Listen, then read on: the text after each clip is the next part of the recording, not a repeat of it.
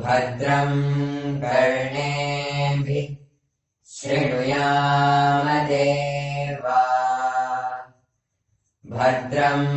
पश्येमाक्षभिर्यजत्राः स्थिरैरङ्गैस्तुष्टुवागुंसस्तानुभिः व्यासेमादेवाहितं यदायुः स्वस्ति न इन्द्रो वृद्धस्रवाः स्वस्ति न पूषा विश्ववेदाः स्वस्ति नस्तार्क्ष्यो अरिष्टानेमिः स्वस्ति नो बृहस्पतिर्दधातु शान्ति शान्ति शान्तिः। नमस्ते गणपतये त्वमेव प्रत्यक्षं तत्त्वमसि त्वमेव केवलं कर्तासि त्वमेव केवलं धर्तासि त्वमेव केवलं धर्तासि त्वमेव सर्वं कल्पितं ब्रह्मासि त्वं साक्षादात्मासि नित्यं ऋतं वच्मि सत्यं वच्मि अवत्वं माम् अववक्तारम् अवश्रोतारम् अवदातारम् अवधातारम् अवानुचानवशिष्यम् अवपश्चात् अवपुरस्तात् अवोत्तरात् अवदक्षिणात् अवचोर्ध्वात् अवाधरात्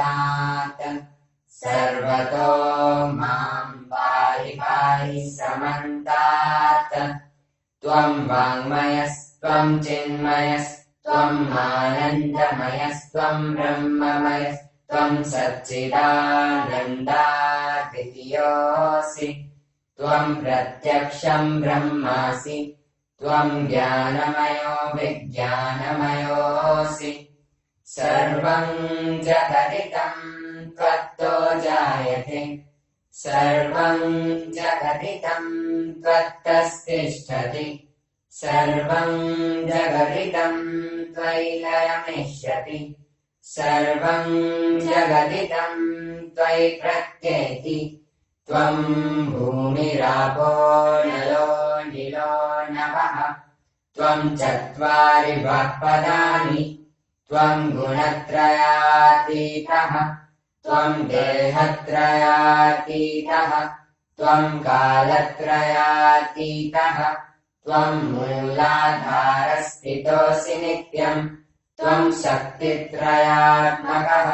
त्वां योगिनो ध्यायन्ति नित्यं त्वं ब्रह्मा त्वं विष्णु त्वं रुद्र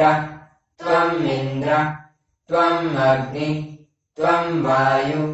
त्वं सूर्य त्वं चन्द्रमास्त्वं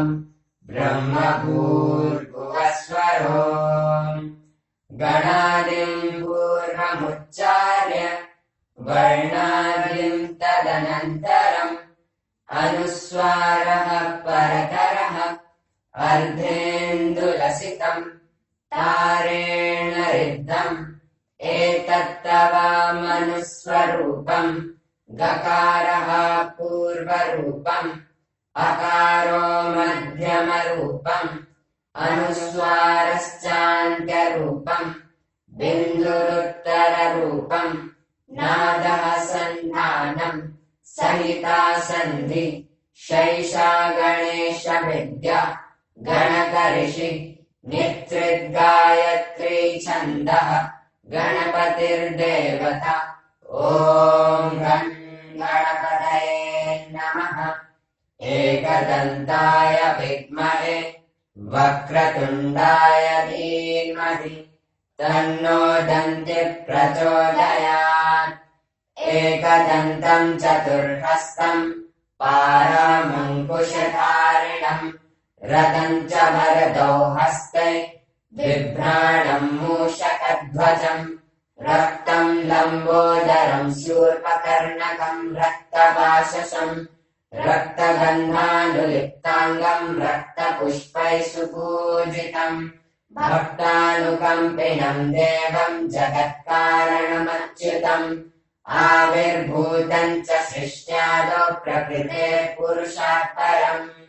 एवम् ध्यायति यो नित्यम् स योगी योगिनाम् वरः नमो व्रातपतये नमो गणपतये नमः प्रथमपतये नमस्तेऽस्तु लम्बोदराय एकदन्ताय विघ्ननाशिने शिवसुताय श्रीवरदमूर्तये नमो नमः ॐ गं गणपतये नमः ॐ गं गणपतये नमः।